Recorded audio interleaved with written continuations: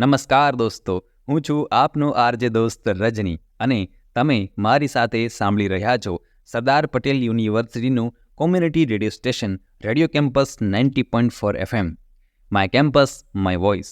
દોસ્તો, ઘણા સમયથી તમને ગુજરાતી ભાષાની પસંદ કરેલી લઘુકથાઓનું પઠન કરીને સંભળાવવામાં આવી રહ્યું છે. આપ સૌ તરફથી પ્રતિસાદ પણ ખૂબ સારો મળી રહ્યો છે.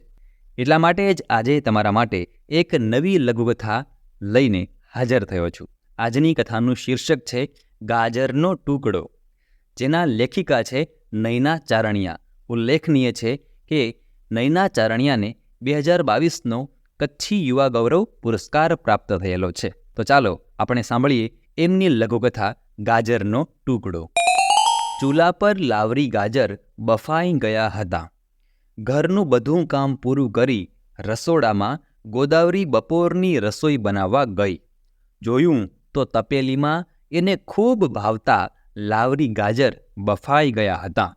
મૂક્યા કોણે એ ખબર નહીં, કારણ કે રસોડાના કામને કોઈ એના સિવાય અડકે નહીં. રસોડાના તો ઠીક, કોઈ પણ કામમાં મદદ ન હોય, એકલે હાથે સૌ કામ ખૂબ કુશળતાથી કરતી જાય. પિયરમાં એના માટે ખાસ વાડીએથી માં ગાજર લઈ આવતી ને એની વિવિધ પ્રકારની વાનગીઓ બનાવી ખવડાવતી. પણ હવે પિયર ગયે પણ ખાસ્સા એવા વર્ષો નીકળી ગયા. પતિની તબિયત લથડતા એની સારવાર માટે એ ક્યાંય પણ નીકળી ન શકતી. નોકરી મૂકી રસોડું ને ઘર સંભાળતી. સાથે ગામડેથી આવતા લોકો આરામ કરવા ને જમવા આવે એ તો અલગ.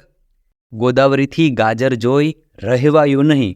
તપેલું નીચે ઉતારી એક નાનકડો ટુકડો ખાવા ગઈ ત્યાં અવાજ આવ્યો, આ ગાજર મારા ને મમ્મી માટે છે, તમે અડતા પણ નહીં. તપેલું નવું હતું, સારી રીતે ધોઈ નાખજો. ચૂલા પર મૂક્યું, ધુમાડે કાળાશ આવી ગઈ છે. હાથમાં ગાજરનો ટુકડો એમ જ રહી ગયો. ત્યાં પિયરથી થેલી ભરીને લાવરી ગાજર આવ્યા. સાસુ બોલ્યા, લ્યો ખાઓ, પિયરથી આવ્યા છે, અમે ક્યાં ખાવા દઈએ છીએ, તે માં મોકલાવે છે. હવે હાથમાં શું પકડી બેઠી, ખાઈ લે.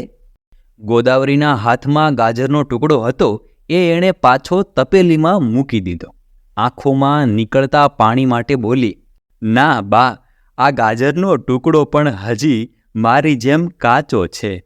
દોસ્તો, તમે સાંભળતા હતા નયના ચારણિયાની લઘુકથા ગાજરનો ટુકડો. આશા છે કે આ લઘુકથા આપને ગમી હશે. તો આપણે ફરી મળતા રહીશું આવી જ નવી કથાઓ સાથે. અને તમે સાંભળવાનું ભૂલશો નહીં સરદાર પટેલ યુનિવર્સિટીનું community radio station radio campus 90.4 FM. My campus my voice.